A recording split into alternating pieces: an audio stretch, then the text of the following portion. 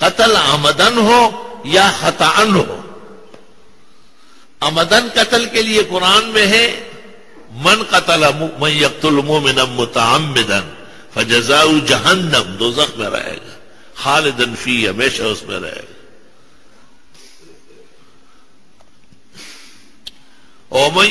وما كان لمؤمن ان يقتل مؤمنا الا خطأ فتحرير رقبہ.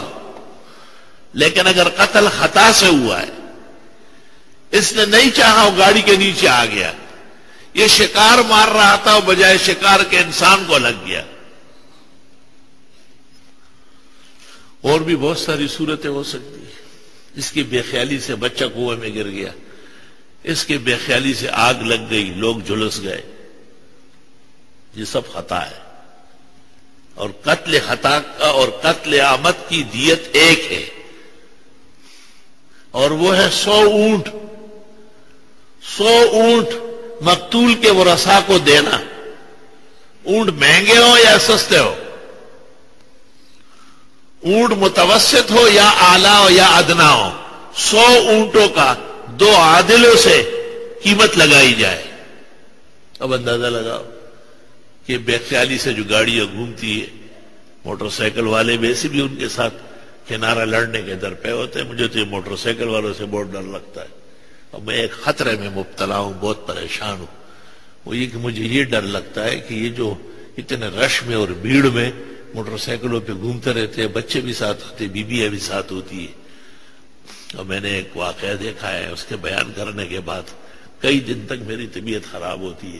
ایک موٹر سائیکل کو ایک گاڑی نے مارا، اور وہ خاتون تڑپ رہی تھی، اور وہ کہہ رہی تھی وہ بچہ کہاں ہے. بچہ ہم لا کر کے اس کے سامنے رکھا، اس کے سینے سے وہ آخر کر یہی کہتی ہے بچہ کہاں ہے، بچہ کہاں ہے. اور دونوں فوت ہو گئے. بچہ اس کی گود کے ساتھ ہم نے لگایا، ہم بار بار، لیکن وہ تو اس پر تو قیامت تھی. خدا کی قسم وہ واقعہ دیکھنے کے بعد میں نے زندگی میں یہ آرزو نہیں کی، لیکن اس دن یہ دعا کی کہ اللہ ان کم بختوں کو آپ حکومتیں دیتے، ہمیں 1-2 دن ہفتے کے لیے دے کہ تمام موٹر سائیکل والوں کو کھارے دلوا دو، جمع کرو موٹر سائیکل. خبردار کہ ان نے کوئی موٹر سائیکل پر بیٹھ گیا. موٹر سائیکل کیا چیز ہے؟ خالی پہیے لے کر کے آدمی گلیوں میں دوڑتا رہے. اب خطرناک بات آگے آ رہی ہے، وہ یہ کہ جتنے حادثات ہوتے ہیں، پولیس افسران دوست احباب ہے، وہ بھی آ کے ہم سے پتہ کرتے کہ جی غلطی موٹر سائیکل والے کی ہوتی ہے. وہ ٹرک سے ٹکراتا ہے، منی گاڑی سے ٹکراتا ہے، سیدھا آ جاتا ہے اس کے اوپر، لیکن ہم ان کو بچانے کے لیے گاڑی پکڑتے ہیں. چلو وہ تو پولیس کا انتظام ہو گیا، پولیس 10-20 اور جھوٹ بولتے ہیں تو ایک اس غریب کے لیے بول لیا. لیکن مسئلہ دوسرا درپیش ہے کہ جب یہ اس طرح موت واقع ہوتی ہے تو یہ کہیں خودکش کے حکم میں نہ ہو. اصل مسئلہ مفتی کو یہ پریشانی ہے، خودکش کا جنازہ نہ پڑھنا یہ بہتر ہے. ایک موٹر سائیکل والے نے مجھے خط لکھا، ایک تو ہم گاڑیاں کے نیچے مر رہے اور ایک آپ جنازے نہیں پڑھ رہے. میں نے کہا میں نے آپ کو مرسڈیز دینے کا بھی تو ارادہ کیا ہے. افتؤمنون ببعض الکتاب وتکفرون ببعض. آدھی باتیں سن کے آدھی گول مول کر لیتے ہو، یہی تمہاری تباہی کی علامت ہے کہ تباہ ہونا چاہتے ہو. میں نے اس کے لیے کبھی خواہش نہیں کی کہ میں بڑے مدرسے بناؤں اور میں بہت سارے طلباء رکھوں اور میں ہر گلی اور کوچے میں ہر بازار کے سامنے جاؤں مسجد. لیکن موٹر سائیکل والوں کو میں نے بڑا درد و غم دیکھا ہے. شہر اور بھیڑ کے اندر ان کا بچنا بس ایک معجزہ ہے. جو یہ گھر سے نکلتے ہیں اور شام کو صحت مند آتے ہیں، یہ ایک اللہ کی قدرت کی دلیل ہے کہ اللہ برحق ذات ہے اور وہ اتنے خطرات کے اندر بھی جانیں محفوظ فرماتے ہیں.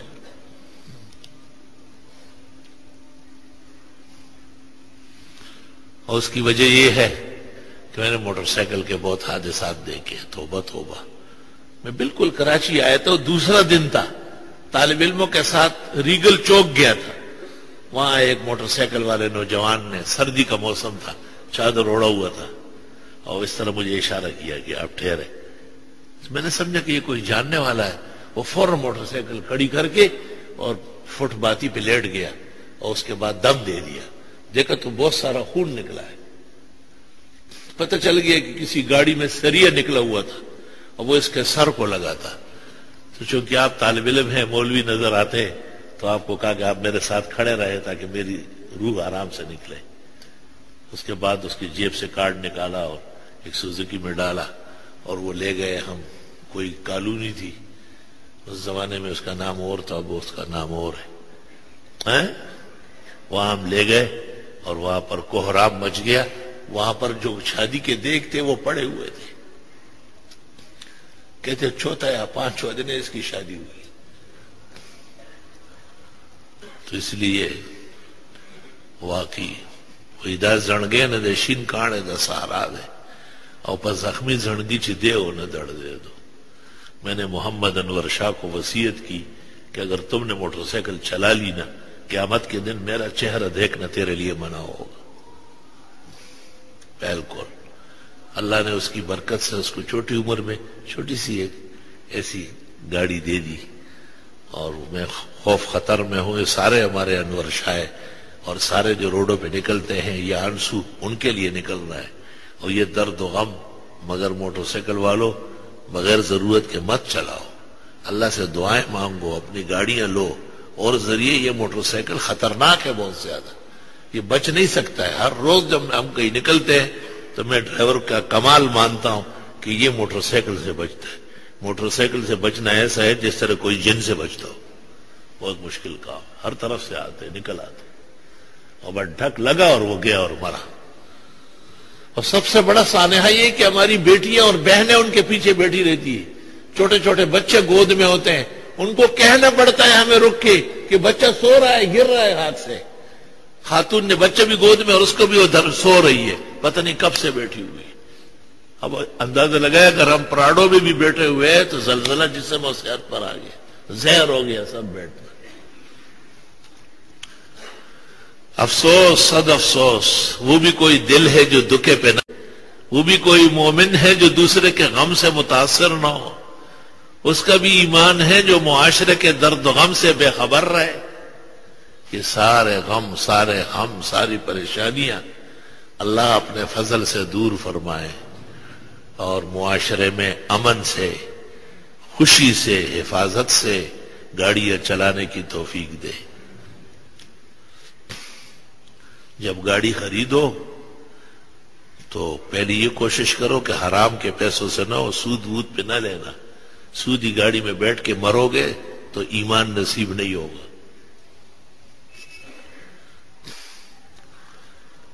کمزور سواری لو، سستی گاڑی لو، لیکن حلال کی لو۔